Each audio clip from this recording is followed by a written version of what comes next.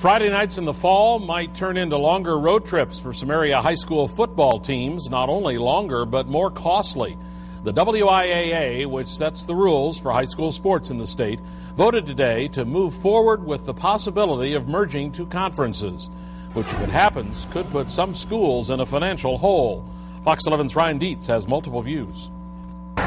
The WIAA Board of Control passed a first vote to approve the merger of the Fox Valley Association and the Wisconsin Valley Conference.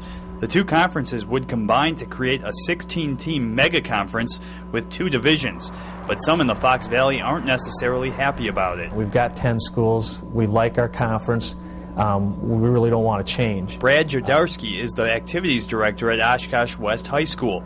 The school's football team may have to drive to Marshfield or Wausau to play a conference game. He says the merger could create travel problems for schools. And it's hard to explain to people we're going to spend more money on, driving to football games, and yet at the same time laying off teachers and, not fixing buildings and purchasing textbooks and things. So FVA schools argue they will lose rivalries. Some of the teams have smaller enrollments than others, which could create competition problems.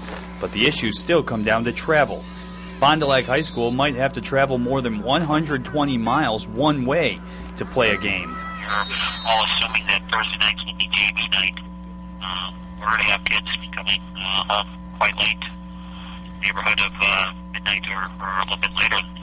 And then they have to go to class the next day.